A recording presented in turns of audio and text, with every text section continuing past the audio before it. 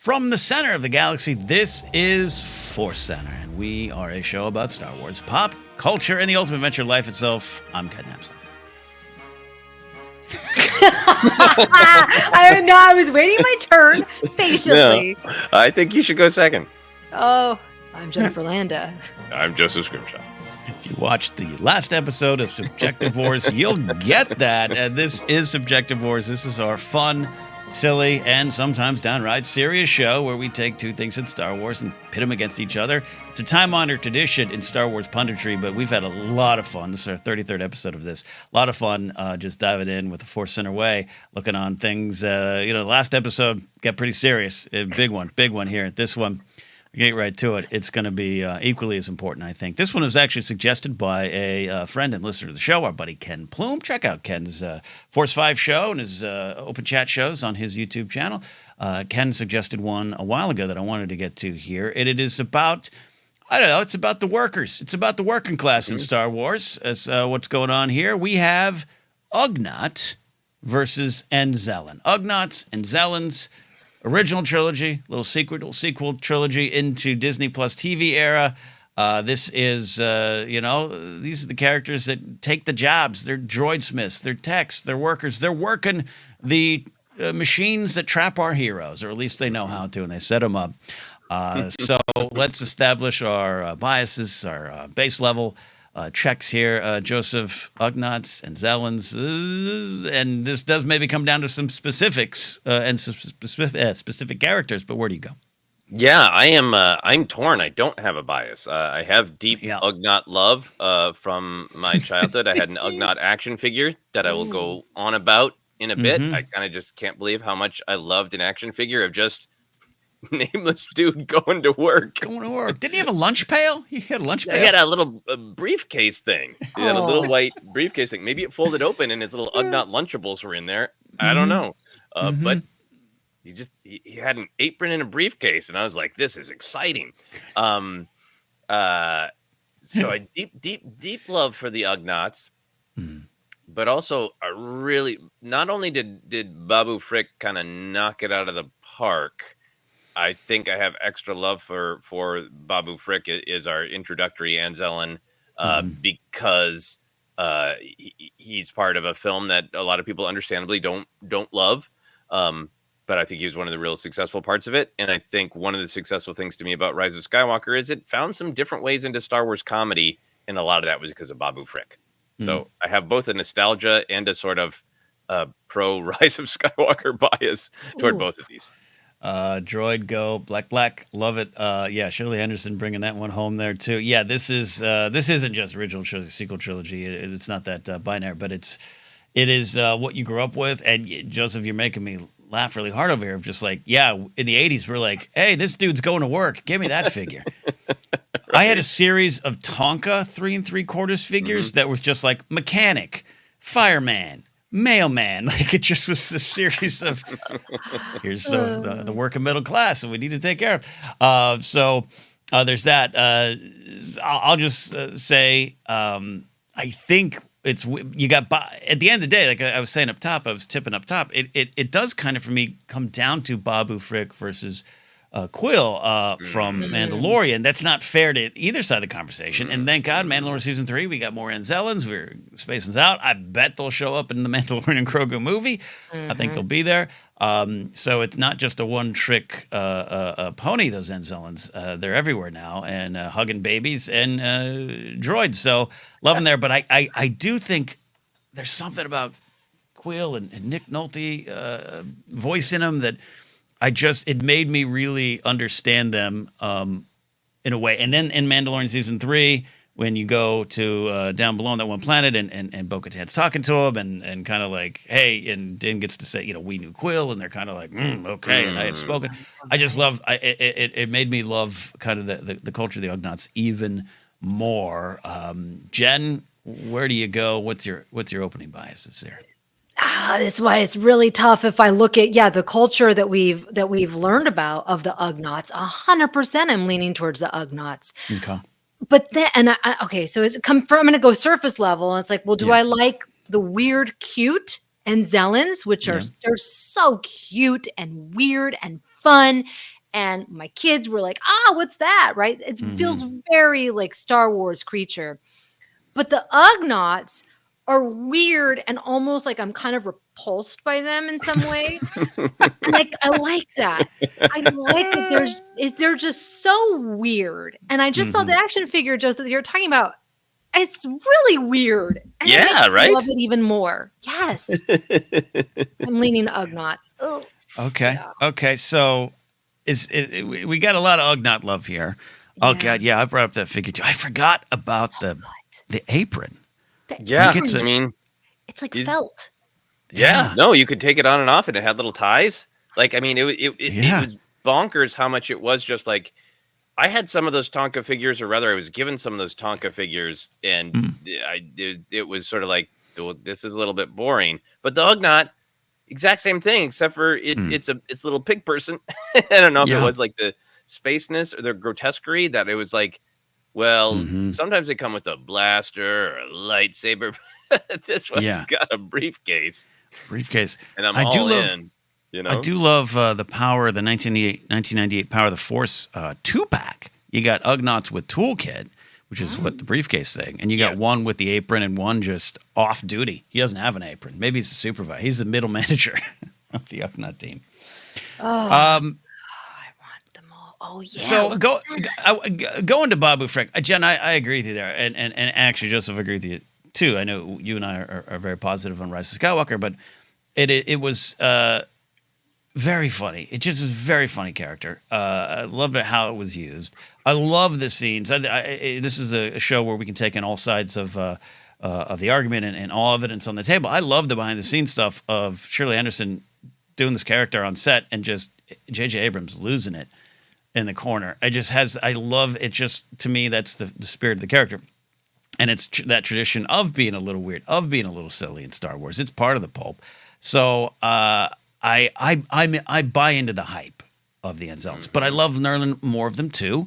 They've got the story is expanded. Of course, we got an Anzellan engineer designed the Halcyon, the Galactic Star Cruiser. The present there. There's the behind the scenes story that they almost were going to be the key to taking down First Order Star Destroyers. Because they had been used for generations to repair Star Destroyers because of their small size. That's from the Art of Rise of Skywalker book. I'm reading it here. So I can't submit that officially into the conversation. It didn't really happen, but that would have. I like that idea that it is a size matters not kind of character, and I'm rooting for them always. Yeah, were they going to like crawl up the Death Star lasers on all the Star Destroyers and just go mess up the inner workings? Final order, go black. Yep, I could see that. So now we're getting to actual like the skill level. Who would I trust more? Well, quite frankly, I would trust an Anzellan more. They seem a little bit more skilled, more consistently reliable. I feel like the Ugnaughts, I'm worried that some of them might go too slow. It seems like there's some infighting going on. You don't know what you're going to get. Maybe it's more of a mixed bag with the Ugnaughts, and yet they're trusted with a lot of responsibilities, right? So I don't know. Maybe it's just I like the size of the Anzellans. Yeah, maybe it is the personalities of our most representative of the species of Queel versus Babu Frick, but those are two different working styles, right? Right. Babu Frick is like, let me throw the hood open and start ripping crap apart, and if I break something, I'll tape it with duct tape. Don't worry about it. I got this. I'm going. I'm a wild genius. And Queel's like, sit down, have soup. Yeah. It's bad to work before, if you're hungry. And then I will draw a picture, and it's wise to measure twice and cut once. So I'm going to measure 72 times, and you will learn patience while you wait. Like, yeah. Yeah. No, so if I'm thinking about who I want to actually repair my crap, I got Babu Frick. Yeah. Babu Frick's going to get the job done. Wow. Okay. Well, My husband's more like an Ugnaught. He takes forever, but then it turns out great. And, meanwhile, I'm like, I don't need a pattern. I'm just going to cut. And then I'm having to duct tape stuff and hot glue things, right? Fast is not always the way, but it is what I'm drawn to.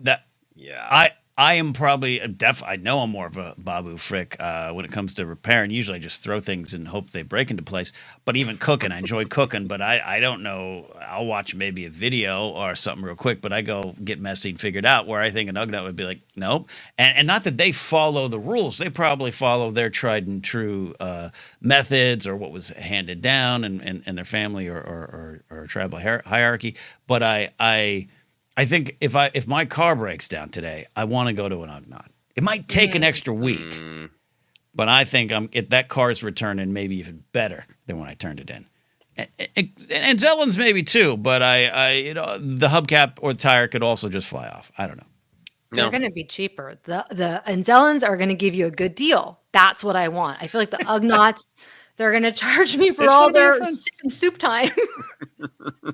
This is just, I think for me, it's a little too painfully real world, because I'm in the process of trying to hire people, and you always want to hire an Ugnaught, and Ugnaughts are always correct. They take their time and they demand to be paid the amount that they absolutely should be paid. They are absolutely wonderful. And then sometimes you're just like, I literally don't have the time or the money for an Ugnaught. If I did, I would hire an Ugnaught every time. But sometimes you need an enthusiastic, wild person who's just going to jump in and go like, I'm going to fix this. I'm going to break 2 other things, but the thing you want will be fixed, and you're going to owe me a beer. Let's go. It's like, look, there's something to be said here. Looking kind of at baseball, who do you want in your clubhouse? Ugnaughts famously prickly. They have some certain standards that they want you to meet in terms of manners, and I don't have a problem with that at all. Again, love that episode, Mandalorian season 3. But yeah, Babu's he's a good time guy, and Anzellans in general. We have it. That's the thing too. Not just making this about Babu versus all the Ugnaughts, but even the ones we saw with Grogu, there seems to be a party vibe going on there, and I think that is a big point for them. They're all topless all the time, right? I mean, I think almost is that Babu Frick or all the Anzellans topless? Yeah, Mandalorian. This is scrolling. an important data point. Jennifer, while Ken is scrolling on the topless point, the Ugnaught scene in Empire Strikes Back where they throw 3PO's head around to keep it from Chewie. Do you think that's a moment of levity? Is that a moment of fun, or is it more like, this is our stuff in the junk shop and nobody else is supposed to touch it? Don't touch it, Wookiee. Yeah, I don't. That's a point away from them for me. Yeah. I don't think that's a good quality to be. And it's like, who do I want to hang out with, and who am I going to have to make small talk with? I'd much rather make small talk with an Anzellan than an Ugnaught. That's not going to be fun. They might be kind of cantankerous. I'm going to leave feeling bad. They might say something about me, like when I'm going to the mechanic. I'm very particular about where I take my car. Sure. Yeah. Right? Yeah. I don't want somebody talking down to me. So I'm going, God, I'm leaning towards the Anzellans. Do you like with the Ugnaughts and the I Have Spoken, which is definitely Quill, but looking a little bit deeper into Wikipedia, that they're saying that's a little bit culture wide with them, at least the idea, if not the actual words. I Have Spoken could be very frustrating, but in examples I've seen it, there's a truth behind it. It's an inescapable truth. I used to have a regional vice president who I was always at odds at. Nice enough guy, but I later, after I long quit the job, this is by the time I was like working at Screen Junkies, we had a dinner, we caught up, and I was like, the problem was you were always right, and that was a problem. Meaning you did not allow for conversation. You went to this. Well, that's what we have to do. Yeah, but so it was hard to argue, and that made it hard to work for you. That is a point against the Ugnaughts for me, where I respect where they're coming from.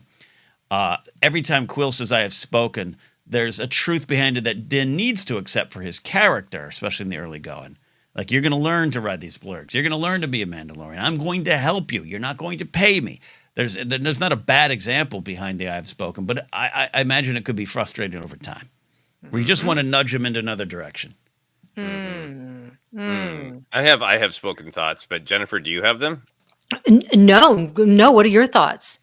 I loved it when Queel said it, and then I immediately got nervous about the way that fans might run with it, because I think it could be used in a remember that old Wilford Brimley commercial? I can't remember what it's for. Like The oats. Quaker Oats? Yeah, Quaker Oats. It's like, it's the right thing to do and the right way to do it. Like, Yeah. it could have a little bit of sort of frankly bossy figure, Right. a bossy controlling figure telling you how your life is going to be, period. Yeah. But that in context is not the way Queel uses it. Queel says, hey, I said exactly what I mean, and on the thing that I said, there's no negotiation. That's my truth, and if you want to work with me, you need to accept my truth. Right. And there's something powerful about that, of like, please listen to me the first time. I really said what I mean. I'm not telling you how to live your life. I'm telling you, Mando, if you want to work with me, this is what I need. I have spoken. So I worry about it, but I like the way Queel did it, of just like a little bit more sort of just clarity of, hey, I'm telling you what I need. Yeah, no, I think there's some good clarity behind it. Yeah. Every time it's used, it's like, yeah, okay. Not wrong, Not wrong. It's a good thing. And I think when it wears an Anzellan, who knows? Who knows what they're going to make up their rules. They're going to be inappropriate. They're going to say things as like kind of offensive sometimes, perhaps, but they have a good heart. With Queel, I don't think I could work with him. I think I got lectured by this parking attendant, and he was kind of like Queel, like just telling me the rules and why I needed to grab a ticket and blah, blah, blah, blah, blah. He went on and on. And I was like, okay, dude, I get it. I'm sorry I didn't get that parking ticket, but it was just like, enough. Like, oh my gosh. I just think Queel and I would not get along. It would just personal feel bias. Okay. Yeah, I just think it's not my personality. Whereas with Babu or any Anzella would be like, yeah, they're just jokes. They're just jokes. Right. Yeah, I mean, their cultural catchphrase seems to not be something like philosophical, like I have spoken. It's, hey! But they're sweet. One of my favorite parts of that Babu Frick sequence is 3PO introducing himself to everyone, and everyone else is like, what? And Babu's like, hi, Babu. Like, we're friends. I'll start over with you. So I think there's some truth to that. How about the actual design? We talked a little bit about it. We got Anzellans who are shirtless, Ugnaughts dressed for work, always ready. But it's hard to, Ugnaughts, for as serious as Empire Strikes Back is, and it is as heralded as it is the best of the best, and don't disagree with that. I've always said this. It's got a space worm that's, clearly a hand and a puppet, and it's got pig guys walking around. It's very pulpy in its own weird Star Wars way. How do you measure? What's the metric there? Anzellan versus Ugnaught in terms of design, Joseph? Ugnaughts are doing extremely heavy lifting in Empire Strikes Back, because yes, we've got a bounty on Hoth with the Wampa and the Tauntauns. Right. We got the Exogorth, but yeah, in terms of like new weird aliens, right? We got the bounty hunters, but the Ugnaughts, that's just such a masterstroke to be like, well, we need at least one weird creature walking around this hallway while Landa was talking about business administration. And their design is really great to have that contrast of like all of the cultural, connections that at least, American audiences would have with pigs, with like, no, right. We wear aprons so we don't get dirty. We go to work. Yes. So there's a lot to love about their weirdness. But then the Anzellans have the challenge of like, we're being added to the Star Wars canon down the road. And how can we go a little bit weirder? So we go size, make them even smaller. They got the weird sort of whisker faces, so they look really cute. The big bulbous hands, and then just the constant toplessness. Is that a choice? Party guy. You guys playing some sort of like pickup space basketball? Or is that needed for your biology? Or is this just a reflection of like, we're party dudes. Like, look, we work hard and we play hard and we don't wear shirts. We're Anzellans. Anzellans are permanently skins in the game. I get it. Yeah, and I love hey, we got to go. There's a blacksmith, a droid smith I know. Ooh, he's part of a criminal organization. You get there, and it's Babu Frick, and some people might like that humor. So I do. Some people might not. But yeah, I like the design because of that. But again, I like the Ugnaughts. I would challenge. It's too late. I know the show's probably wrapped. I would challenge Tony Gilroy to put an Ugnaught in Andor season 2. Like An Ugnaught would fit beautifully. Yeah. They would. Imagine having a serious conversation in Andor, like Luthen Rail talking to a Ugnaught. Oh, that'd be great. Jen, design thoughts from you. I'm really torn because what the Ugnaughts do for Empire is there's a lot of scary stuff happening in Empire. And having those Ugnaughts around, it kind of like it's like not safe, but it's just like, it's okay. This is a kids movie. This is family friendly. There's some tiny pigs walking around. So I think that they work. And they're also like, they're hard workers. And so it kind of fits with the style. They're not taking away from anything. They're adding to the scenery, right? The Anzellans, which I just noticed that their faces look very similar to E.T. So there's something kind of familiar about the Anzellans when I saw Babu Frick. I was like, there's something familiar and sweet and funny and weird. And here again, there's a lot of kind of scary stuff happening in Rise of Skywalker. So you have this moment of levity, moment of fun. I feel like both win in terms of design. Just different styles. Look at the face. Are you guys looking at the face? I'm looking at the face. I'm also looking at their diet consists of mostly insects, Anzellans, which is fine for me. It's fine. just would love to see it. Yeah, I just found a picture of 3 Anzellans. Must be from Mando. All topless, but they all have different like gray beards. Oh yeah. Like they're in some like motorcycle gang that looks really rough, but only does charity rides. Like, yes, totally. Yeah. Oh my god. There you go. And yeah, and like I said, Ugnaughts have been around for so long. I think here's the deal. I think we, and I say we as 3 original trilogy kids, we just accept them. There was never a doubt. We are of the age that, yep, pig guys walking around. I wonder if they debuted now.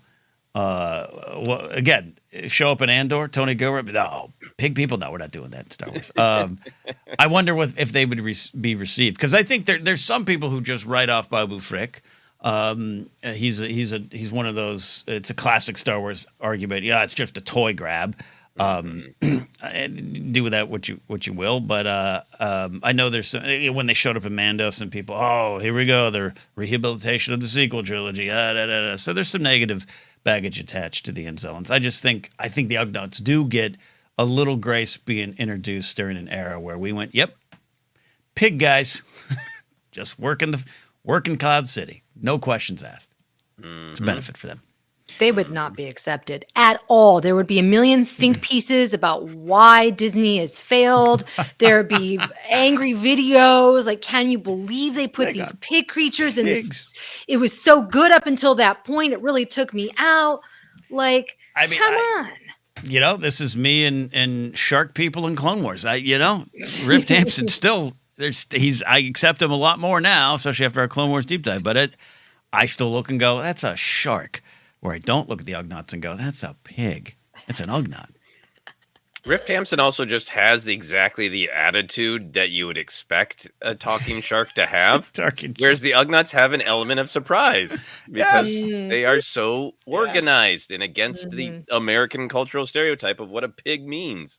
And I don't hold this against, this isn't a point I take away from Anzellans or Babu Frick, but with Ugnaughts and what they did with them, with both Queel, and then spending time with the group of Ugnaughts in that episode, Mando Season 3, which is a wild, crazy episode, but it's one of the reasons I really, as unfocused and wild as Season 3 is, I love Mando Season 3 for a lot of this stuff.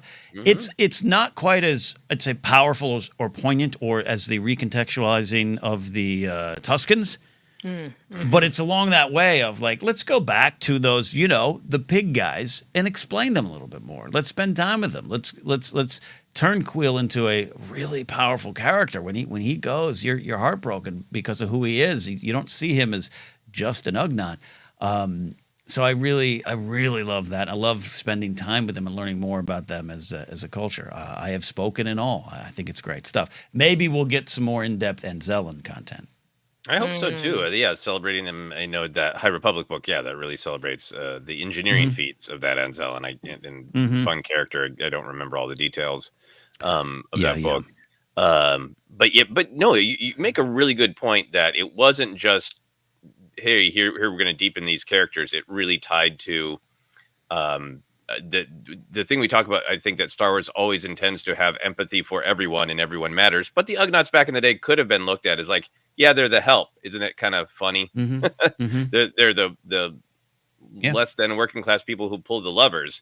And for Quill to be like, no, I take pride in my work and I worked hard to be free of servitude. And now I do the work I want to do when I want to do it is a big recontextualization of just sort of laughing at the Ugnaughts as, yep, they're the little dudes who pull the levers. And making him, in many ways, the soul of that first season.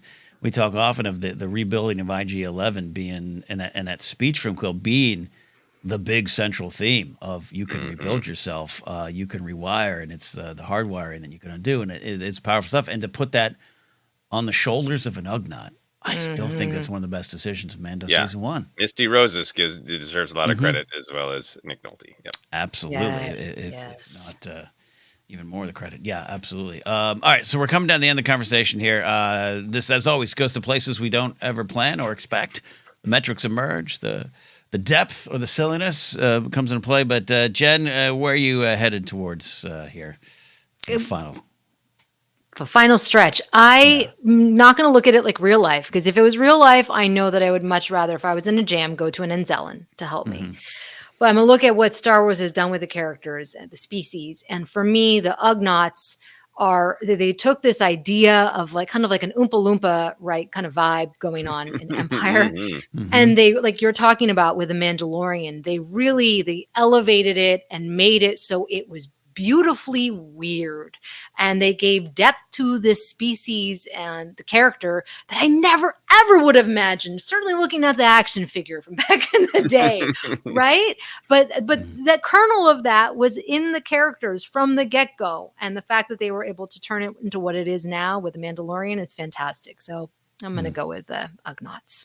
Ugnaughts from downtown, love it. Joseph, where are you going to go with this one here? Yeah, I think I'd rather have a drink with the Anzellans. Totally.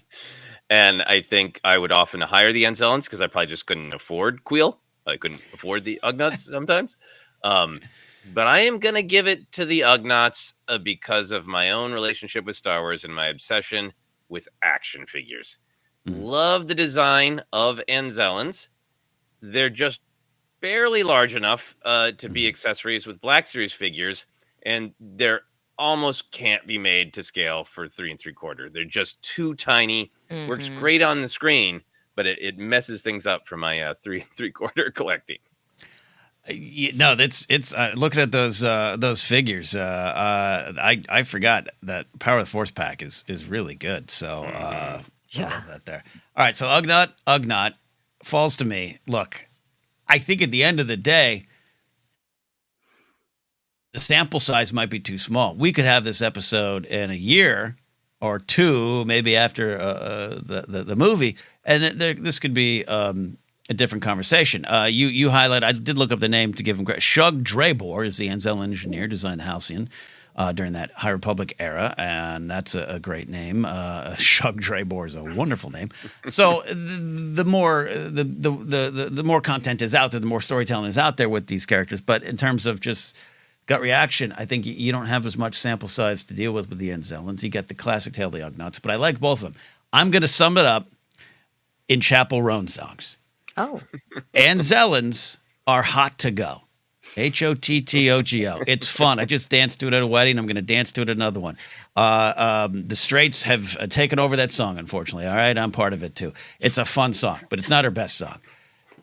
Casual, Good Luck, Babe. Those kind of songs that go a little deeper, get a little more poignancy, but they're still part of the wider fun catalog of what's going on with Chapel Roan. So therefore, Ugnaughts, I'm going with them. Wow. It's a clean sweep here. Yes. Sorry, Anzellans. Sorry, Babu Frick. But as with every subjective war, we want you to help us decide. This is just our opinion. Your opinion matters even more. If you're on YouTube, you can comment down below. If you're on social media, find us on ForceCenter Pod. Includes Instagram, Facebook page is ForceCenter Podcast. Leave a comment. Tell us what you think. Have fun with us on this discussion.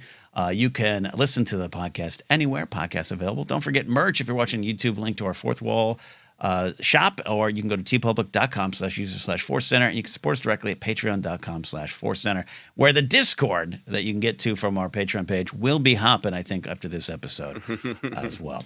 So that's that for me. You can follow me at Ken Napzok, or go to my website, kennapzok.com, for more. Jen, where can they find and follow you, or maybe send you a Babu Frick plush? I just donated my Babu Frick plush, which should tell you I would never do that to an Ugnaught plush. Just saying. You can find me on all the social media sites at Jennifer Landa, or TikTok at Jennifer Landa 1138. There you go. Joseph, take us home. I now want an Ugnaught plush. Yeah. You can follow me on all the social media at Joseph Scrimshaw. And if you're interested in helping me out with the feature horror film I'm pulling together, there's a big link right on the front page of my website, josephscrimshaw.com, if you want to check it out. As Babu Frick might say, I have smoke. And that's the final word here on ForceCenter.